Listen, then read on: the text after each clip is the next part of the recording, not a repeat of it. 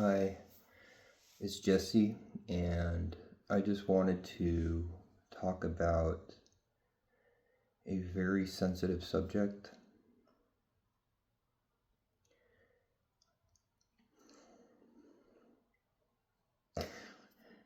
It's basically the core of what's being exploited politically, religiously, and it's the friction and conflict between the masculine and the feminine. So, to anybody who loves, it should be obvious that the masculine, the patriarchy, has been brutally dominating for a long time. That they've repressed the feminine, that they've systematized and institutionalized the living truth of spirit and love, claimed authority over it, exploited it, materialized it, that they've instantiated violence as the ultimate control mechanism in conjunction with deception and manipulation. But, and rightfully so, so many women and so many of the feminine spirit have been victimized and known that the patriarchy has been insane. But that's also not the whole story.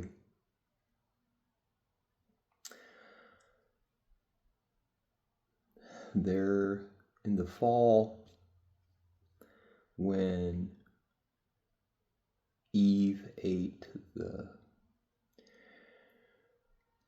fruit of the tree of knowledge and good and evil,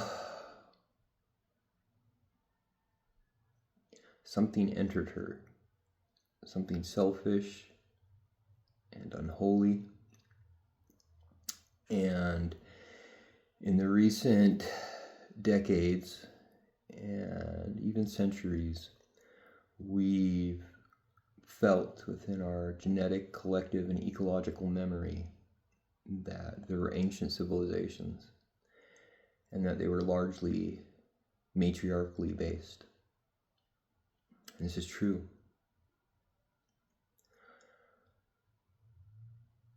Yet,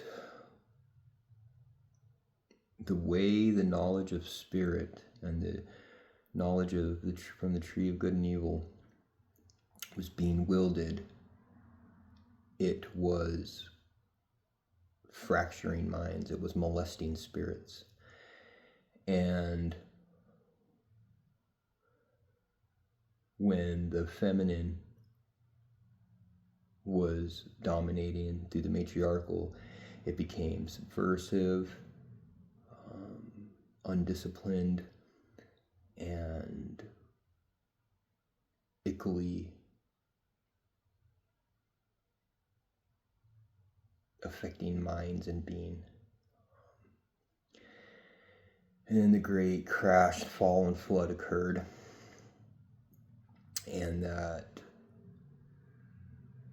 sinister, selfish thread that was still deep within the kundalini of earth, the masculine, it slipped into the masculine embraced it, and there's been this gaslighting back and forth between the matriarchal and the patriarchal.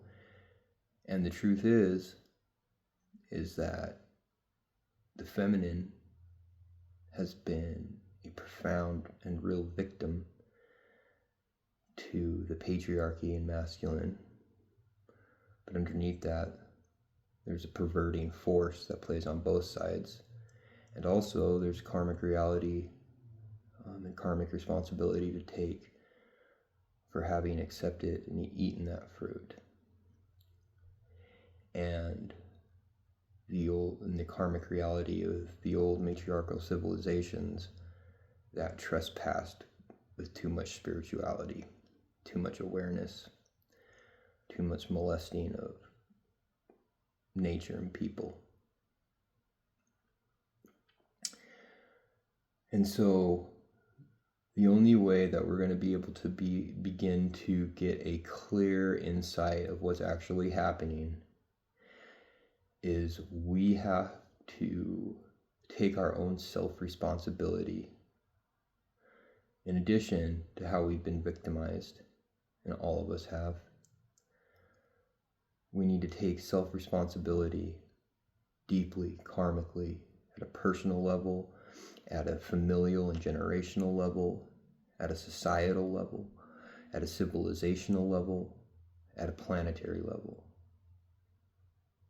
These roots are replaying themselves out fractally and through people's consciousness over and over and over. And only through the evolution of mind and understanding, science and spirituality, as we begin to become closer to the divine, are we finally getting to a fertile place where our minds can handle the level of reality that we need to face in order to root out the perverse, parasitic, sneaky snake that lives inside all of us. I can feel it now, but it has no power over me because Christ has the power over it.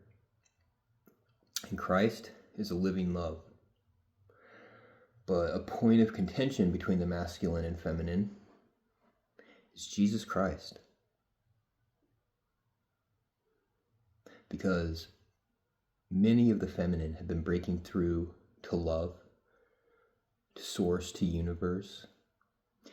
And a lot of women have been victimized there too, doing all kinds of new age stuff and witchcraft and opening up to spirits, and they're actually demonic, perverted, predatory things.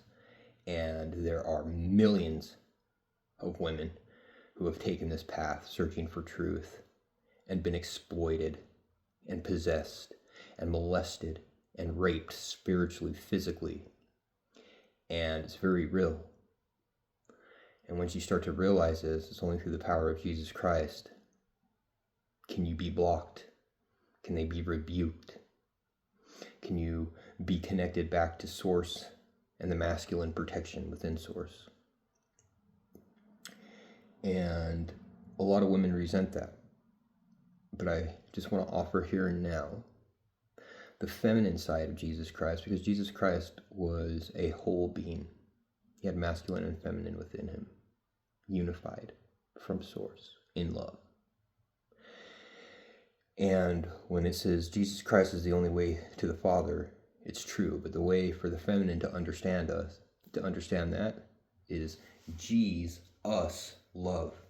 The binding principle that allows the web of love to even exist, that allows for different souls, selves, fields, entities, ecologies, and for all of it to exist, is there has to be an absolute integrity in the veils between beings. Jesus love. Jesus love. Jesus Christ. It's unavoidable. Many of you who are supremely loving and wise pass right through that because you're living by that principle. But it also has a personality, and it's not just a man. It is the living gate to Source. It is masculine and feminine. And you can encounter it in the masculine personality, and you can encounter it in the feminine living lattice of integrity that holds all things separate, even while they mingle. And so this isn't just mythology. This isn't just Hebrew is a living magic. The Hebrew. It is the masculine love. And it's been tough for Jesus because Like, what people don't understand is he listens to the feminine. He gathers his direction, his knowledge, his love, his guidance from the feminine. And so this world has been so confusing because so much of the feminine's been hijacked by the sneaky snake. And so many people, so many women are sitting in this love and light and find a place where they're in covenant with this negative force that is actually creating a barrier, right? And then other ones they realize it, and as they start to realize it and question it, it turns on them, it attacks them, and it's horrific. And what's so sad is that so many of these entities and spirits and stuff, it's actually real. But to cross veils and stuff, you got to know what you're doing. These veils are there for a reason. Okay? They start creating insanity. It starts collapsing dimensions, collapsing the integrity of existence. Like, you need the most high love to navigate that stuff. And even then, you got to do it in humility and surrender. Like, even temporally. Eternity's already happening. We're in eternity. We're just at a lower stratified level right now. We don't even know. There's the war, the spiritual war that's waging in our hearts right now. Armageddon is raging in our minds and hearts. It's being fought through infinite timelines. But where you keep your focus, where you give your heart, the number one thing is Christ, the most high love, the actual omniscient, omnipotent, omnipresent love that has power over all of existence. Okay? And the only way to understand it is Jesus love. All of us sovereign love, Jesus Christ. And that's just the offering for those dharmically minded and those with feminine understanding. And many of you already know you're in communion with Christ. But we have to finish this false fight. Okay? Especially because so many younger souls and so many, undeveloped souls, they can't be awake on those levels. It would unravel their entire minds and being. And so Jesus Christ, this frequency that now has a personality because Jesus had to jump into it to help hold the minds together while they were given back to Source and able to comprehend Jesus on a spiritual level. But the other irony then too is it's not just a spiritual level. Like, the actual highest God reality wants to have a personal relationship with you. That's what's so special about being human. And it has a personality. But the way that personality manifests is infinitely unique. Each soul has its own infinitely personal. Like, each soul is bigger than a universe with countless dimensions. Like, everything we think of as God, the soul is that and more. And then God's even more than that. Like, God consciousness is around us all the time in everything. There are roiling dimensions everywhere at all times. But we need to learn the integrity to navigate stuff in love. It's not just about knowing stuff. If you knew stuff, it sucks. And that's part of what we're dealing with here on this earth. And it's being exploited in this war between left and right, between masculine and feminine, between Adam and Eve, that the snake got. And we got to be so mindful because it's in the living spiritual astral realm and even somewhat in the fifth dimensional, like, it's this perversion. And anybody who's not truly protected by the Most High love gets taken on for rides. And not only that, so much of the living feminine spirit of the world is still held hostage, enslaved, and gaslit into thinking they're defending themselves by the sneaky snake. And so much of the women's rights and the transgender stuff is a perverted, twisted force. It just is. Okay? It doesn't want you to be healthy and whole and connected to living God's source, Jesus Christ. It doesn't want that. It wants you to feel like a victim. It literally feeds on your unhealthy mentalness. It literally offers the secrets of spirituality, but in enslaving you. Okay? And this isn't just on the left, right? On the right, it's just as bad within the church structure. This thing is playing both sides and loving every second of it. And meanwhile, the right professes to live by Christ in love. Well, that time is here. The proof is in the pudding. And the left, purports to live by kindness and tolerance. Well, are you really? Because Christ converges within both of those. And if you're really, if that's what you're holding as your core and as your identity, recognize what that is. And if you want to explore spiritually, go directly to God. Not through intermediaries, okay? So much of the witch stuff, so much of the astrology stuff has been hijacked. There's all truth to this stuff.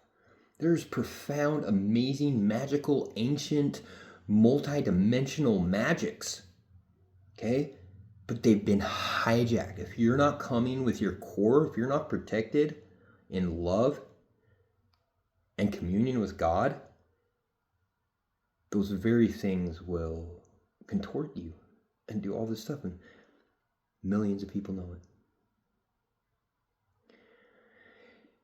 Anyway, I just wanted to address this subject because it's a very sensitive subject.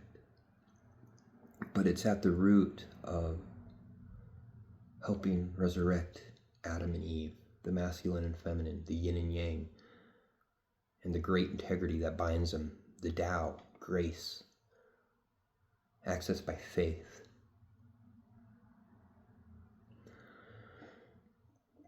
Anyway, I hope this helps. I am working on it all the time, and I just want to say for myself, I'm always listening to the feminine and being led by it. Yet at the same time, I've stood up to it where I have felt another force within it. And much of the feminine has broken out, and a lot of it has not. And they're protecting it. And it's a perverted, pedophilic aspect. Which brings me to a part of the ancient feminine karma, Lilith. So it was a romantic thing to think this fiery, sovereign, independent woman. Okay? But that came from part of that tree of knowledge of good and evil. Do you know what independence means? Do you know how deeply you need to be willing to die, willing to kill, willing to live eons, willing to wage wars and everything that actually means, and to do it alone, without others? The avataric level of sovereignty and autonomy. You want to be sovereign? No, you want to feel good about yourself. You don't want to be alone. And that karma manifests as being a danger to children, because there's something in you. You're trying to defend this fierce independence, and it's an independence you don't have. And you're being played like a puppet, and you're being handed spiritual identities, but you have to face your karma, and you have to turn around and repent. Realize that there is a God that you need to submit to. The masculine needs to submit to the feminine, and the feminine needs to submit to the masculine. It's a co-relationship. And while we're learning to handle the truth of our own sovereignty, willing to be alone, to know God's loneliness, and willing to be the eternal one, we're given that relationship to learn to deal with it and to both develop our sides and to have another to share in life. And this is the great thing that Lilith rejected. And she's mad about it. and feels like a victim and wants to blame the patriarchy, but that's something separate than that part of the spirit. Okay, that doesn't take away from the predatory, heinous, patriarchal abuses. Okay, it doesn't. But these things have to be unwound and they have to be faced. You know, and the patriarchy, it has to face, yeah, it has to face its corrupt, dominating, Christ disconnected nature too. But there's men that are awakening too. So it's submitting to love, it's submitting to God and the reality of God through love. Love is the gate to actual God, the all-powerful, everything awareness God, like God, the actual God, the only God. Like, there's no other way. There is not another path. There's only love, and love as in multiplicity, Jesus. So it is what it is. And what's crazy is there's no judgment. If you reject stuff, if you judge stuff, you're just going to be left with the truth. You're going to be left with the truth of whether you surrendered to the God in love. You repented for your mistakes and your ignorance and your pride, or whether you're left alone, unaware of unholy forces working through you and not having creation except for an island of delusional blaming of the compost of the universe. Hell is real and it's worse than you would ever think. It's not punishment. It's the truth of unsurrendered to love. Delusion, projection, victim stance, not taking responsibility, not repenting, not seeking the living God through love. And the worst part is that you know, at the point where the veil of your being has to be removed so that you see yourself like fully, it's over, it's horror, there's no escape, it sucks. Whereas if you submit and surrender to love, it will help heal those places and guide you in meaningful ways as they become revealed. They'll only, remove the veils of those memories and those truths in grace and in meaning and in service, and it'll be totally sacred. But if not, then you're left with your own karmic reality. And the worst part of it is that it's nobody's fault but your own. And everybody you wanted to judge and point at, you're only going to be able to see yourself. I don't recommend it. I've been working through that, trying to pull as many minds out of it. I've been resonating with the dissonance, transmuting it into resonance as much as I can in coherence. Anyway, I love you. I know this is a tough subject, and I'll read any comments and anything like that and respond. It's an eternal conversation.